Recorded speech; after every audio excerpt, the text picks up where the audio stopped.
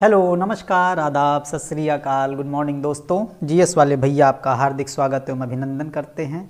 तो दोस्तों, हम लोग यूपी पीसीएस और आरओ के एग्ज़ाम के लिए साइंस के पोर्शन के लिए प्रीवियस ईयर के क्वेश्चन सॉल्व कर रहे थे और ऐसे क्वेश्चन जो कभी यूपी पीसीएस में या आरओ में पूछे गए हों, इसके अतिरिक्त Bihar PCS, Rajasthan PCS, Uttarakhand PCS, Haryana PCS या मध्य प्रदेश पीसीएस या किसी भी पीसीएस के एग्ज़ाम में पूछे गए हों, उनको कवर कर रहे हैं। और इसके अतिरिक्त आईएएस के जो आसान क्वेश्चन हैं उनको भी कवर किया जा रहा है। वन लाइनर टाइप के क्वेश्चंस उनको भी कवर किया जा रहा है, क्योंकि ऐसी परिपाटी हम लोग देखते हुए आए हैं कि ये सारे क्वेश्चंस एग्जाम में पूछे जाते हैं, ठीक है। और हमको ये सिलेबस का आइडिया भी देते हैं, हमको क्या पढ़ना है और कितना पढ़ना है। तो ये सारे क्वेश्चंस आप लोगों के एग्जाम के लिए आरओ और यूपी पीसीएस के लिए ही नहीं, आप किसी भी तरीके की एग्जाम की तैयारी कर रहे हो उस सब के लिए इंपॉर्टेंट होती हैं, ठीक है।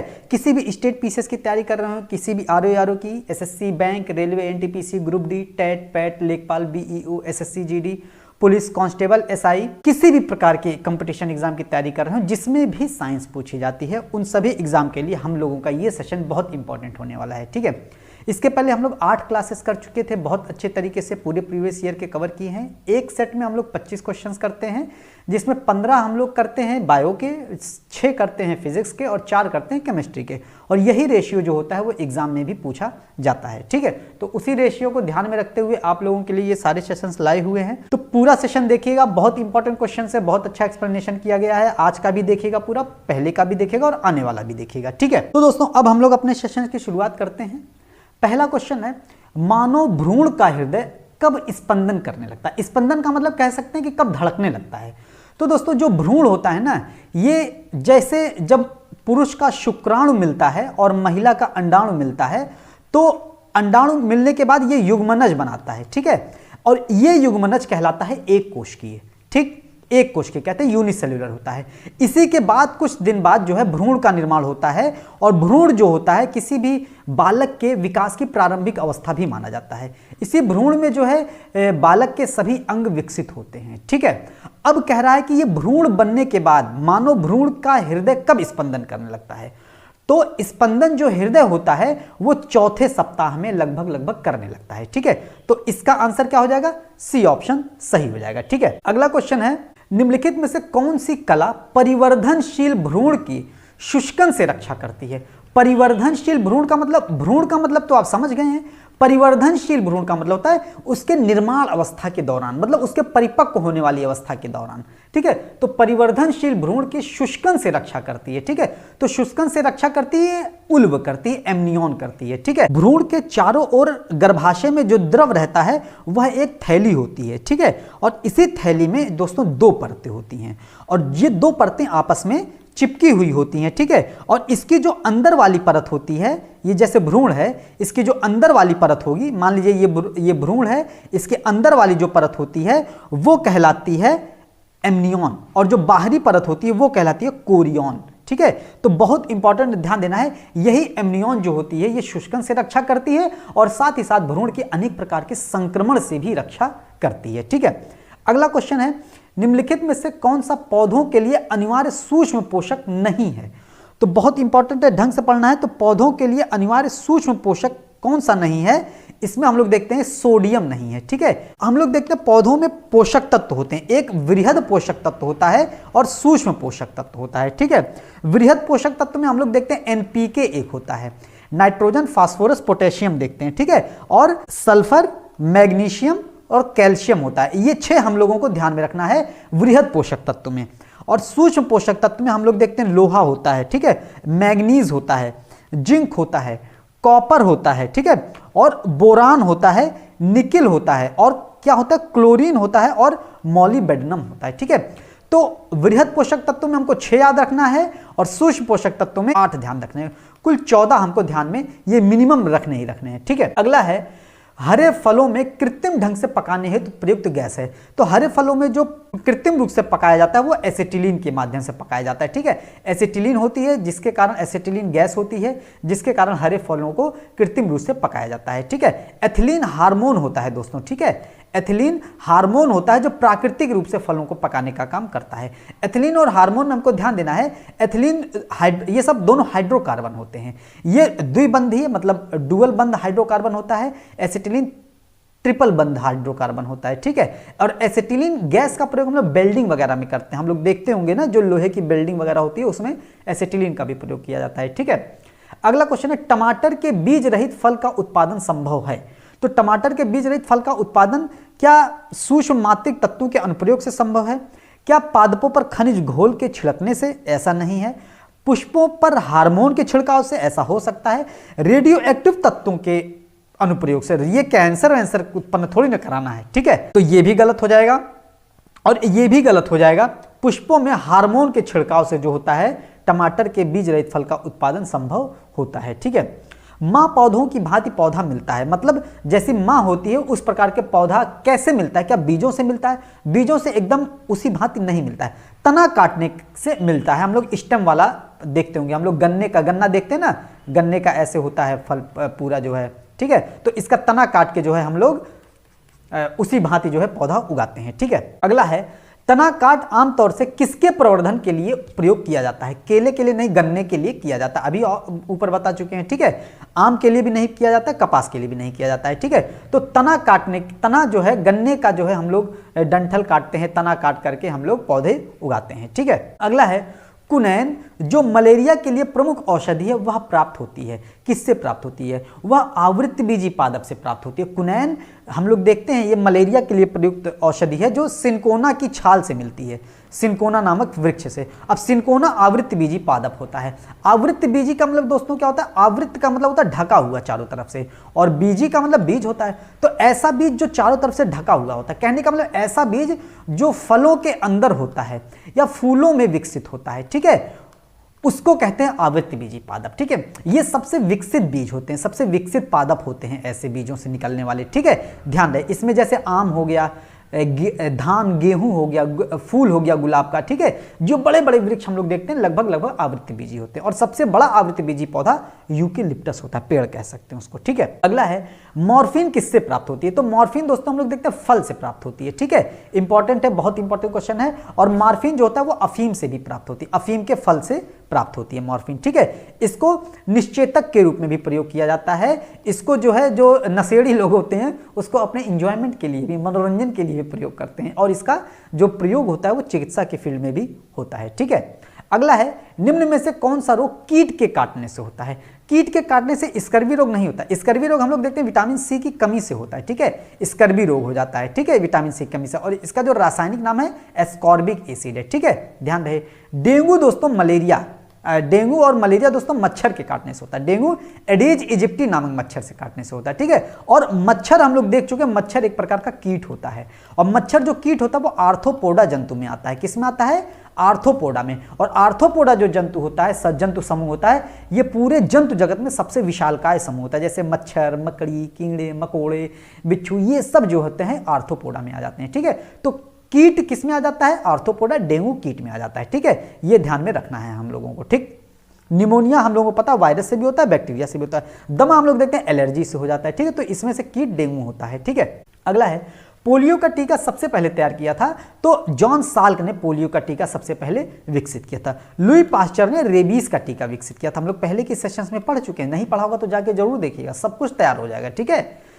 साइंस का क्वेश्चन आपका यहीं से जो है 50% क्वेश्चंस तो आते ही आते हैं प्रीवियस ईयर के, और इसके एक्सप्लेनेशन से आपको बहुत फायदा होगा, ठीक है।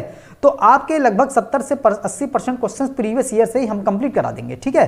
तो लुई पास्चर ने रेबीज के टीके की खोज की थी, और इसी के साथ पास्चुराइजेशन की भी खोज की थी। पास्चुराइजेशन में दूध को संरक्षित करने की एक प्रक्रिया है, ठीक है। अगला है, पैथोजीन जो सामान्य जुकाम के लिए उत्तरदायी होता है वो क्या होता है? तो राइनो वायरस होता है। राइनो वायरस जो होता है जब ये मनुष्य के शरीर में प्रवेश करता है तो सामान्य जुकाम जो हम लोगों को हो जाता है ना, वो राइनो वायरस के ही कारण होता है, ठीक है। पोलियो वायरस अभी हम लोग देख चुके ऊपर। ल्यूकीमिया वायरस जो होता है ये कैंसर होता है, ठीक है। जब शरीर में व्हाइट ब्लड कार्पोसेल्स की मात्रा बहुत ज्यादा बढ़ जाती है, ठीक, तब हो जाता है। अगला है, निम्नलिखित कारणों पर ध्यान दीजिए, ठीक है। एड्स का संचरण होता है, तो एड्स का संचरण कैसे होता है? लैंगिक संभोग के माध्यम से होता है, बिल्कुल होता है, ठीक है। रक्तादान से मतलब रक्त चढ़ाने से, तो संक्रमित रक्त चढ़ाने से भी होता है। मच्छर और अन्य रक्त चूषक कीटों के काटने से होता है? ऐसा नहीं होता है। अगर मच्छरों के काटने से एड्स होने लगे ना तो दुनिया खत्म हो जाएगी भैया, मिनटों में। ठीक, ये ध्यान, खाली फ्रांस बच जाएगा दोस्तों। ठीक है, सब फ्रांस पर आक्रमण कर देंगे फ्रांस पर रहने के लिए। ठीक है, फ्रांस में मच्छर पाया ही नहीं जाता है कि नहीं, ध्यान रहे। तो अपरा के संपर्क से प्लेसेंटा के संपर्क से आता है। ठीक है, ये भी हो जाता है। हम लोग देखते हैं जो भ्रूण में जो बच्चे पलते हैं, अगर उनका प्लेसेंटा जो है मतलब प्लेसेंटा के संपर्क में आने से हो जाता है। ठीक है, एड्स का संचरण। तो इसमें 1, 2 और 4, 1, 2 का 4 माही नहीं मिले लखन वाला सही हो जाएगा ऑप्शन। ठीक है, तो 1, 2 का 4 सही हो जाएगा। ठीक, अगला क्वेश्चन देखते हैं। HIV द्वारा होने वाला रोग है, तो HIV द्वारा होने वाला रोग कौन सा है? क्षय रोग। ये तो टीबी कहलाता है। ये तो माइकोबैक्टीरियम ट्यूबरक्लोसिस से होता है कि नहीं, माइकोबैक्टीरियम ट्यूबरक्लोसिस से होता है। ये तो बैक्टीरिया से होने वाला रोग है। ठीक है, आतशक नहीं होता, कैंसर नहीं होता। कैंसर भी जो हम लोग देखते हैं घातक बीमारी है, ये HIV से नहीं होता, एड्स होता है। ठीक है, तो इसका आंसर क्या हो जाएगा? एड्स हो जाएगा। ठीक, अगला है नवजात शिशु को ट्रिपल एंटीजन वैक्सीन निम्नलिखित में से किन रोगों को प्रतिरक्षित करने के लिए लगाई जाती है? तो ट्रिपल एंटीजन हम लोग पहले के सेशंस में इसको भी पढ़ चुके हैं। DPT का टीका लगाया जाता है। डी माने डिप्थीरिया, कहीं है डिप्थीरिया, इसमें नहीं होगा, इसमें है, हो सकता है, इसमें है, हो सकता है, इसमें है, हो सकता है। ठीक है, डिप्थीरिया, पर्टूसिस और टिटनेस।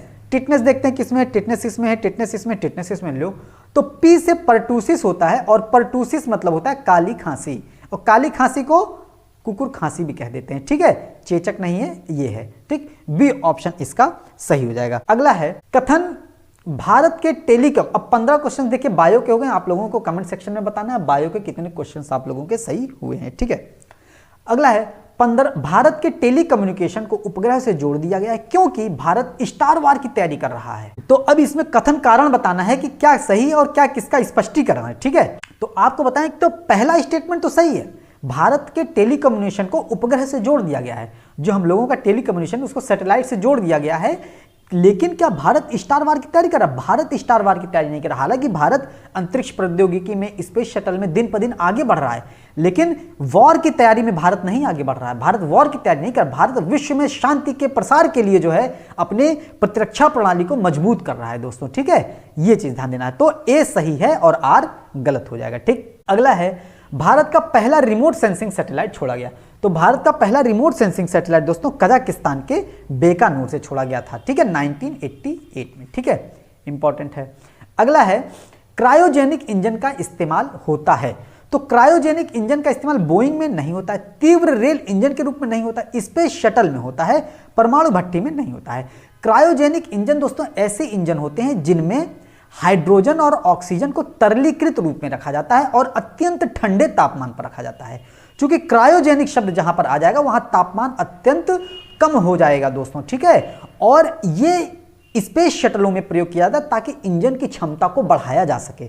ठीक है, ठोस ईंधन उसमें नहीं भरा जाता है, लिक्विड ईंधन उसमें नहीं भरा जाता है। ठीक है, ध्यान में रहे, उसमें हाइड्रोजन और ऑक्सीजन को अत्यंत न्यून तापमान पर रखा जाता है ताकि स्पेस शटल के थर्स्ट को, इंजन के थर्स्ट को बढ़ाया जा सके। ठीक है, इंपॉर्टेंट है, ध्यान में रहे। अगला है भारत की टैंक प्रतिरोधी मिसाइल है। तो हम लोग एंटी टैंक मिसाइल पढ़ते होंगे, नाग है एंटी टैंक मिसाइल। ठीक है, अग्नि नहीं है। ठीक है, वज्र नहीं है, आकाश नहीं। आकाश हम लोग करंट अफेयर्स के सेशन में पढ़ चुके थे आकाश के बारे में। ठीक है, एक साथ 4 लक्ष्य को भेदने वाला ये मिसाइल पहली बार भारत में बनाया गया था, विश्व का पहली बार बनाया गया था ये। ठीक है, सतह से सतह पर मार करने वाली भारतीय रक्षा मिसाइल कौन सी है? नाग अभी ऊपर पढ़ चुके, एंटी टैंक मिसाइल है, तो ये सतह से सतह मार करने वाली नहीं है। ठीक है, त्रिशूल, त्रिशूल सतह से हवा में मार करने वाली मिसाइल। हम लोग ऐसे त्रिशूल फेंक देते हैं ना, या शंकर जी को देखिए हिमालय से रहेंगे, इसे ऊपर फेंक देंगे, है तो त्रिशूल सतह से हवा में मार करने वाली मिसाइल है। आकाश हम लोग नीचे से ऊपर देखते ही हैं, आकाश, तो ये भी सतह से हवा में मार करने वाली मिसाइल है। ठीक है, आकाश।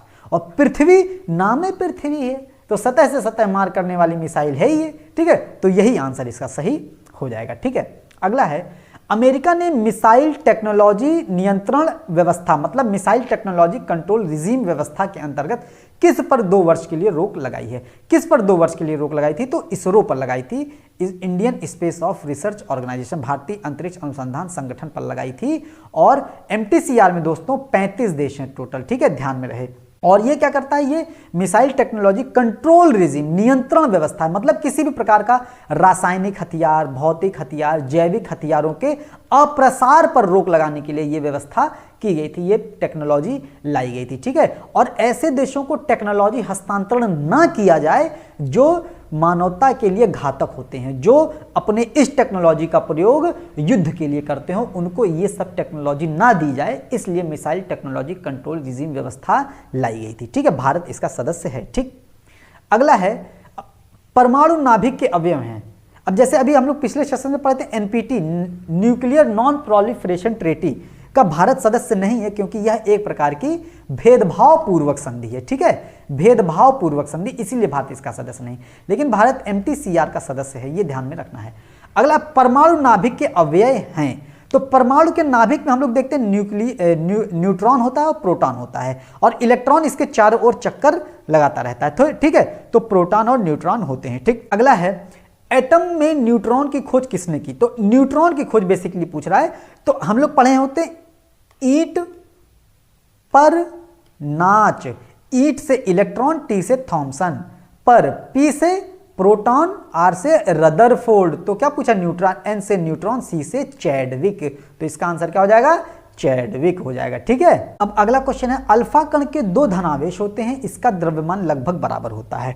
तो दोस्तों अल्फा कण जो होता है ना वो हीलियम के नाभिक होते हैं। ठीक है, अल्फा कण जो होते हैं, जैसे ये हीलियम है तो हीलियम का जो नाभिक होता है ना वही अल्फा कण होता है। ठीक है, अब अल्फा कण हीलियम के नाभिक होते हैं और इसमें दो प्रोटॉन होता है। इसी नाभिक में हम कह सकते हैं दो प्रोटॉन होता है और दो न्यूट्रॉन होता है। चूंकि प्रोटॉन पर धन आवेश होता है और न्यूट्रॉन पर शून्य आवेश होता है, तो ये मिलकर के शून्य हो जाता है और दो प्रोटॉन बचता है दो के।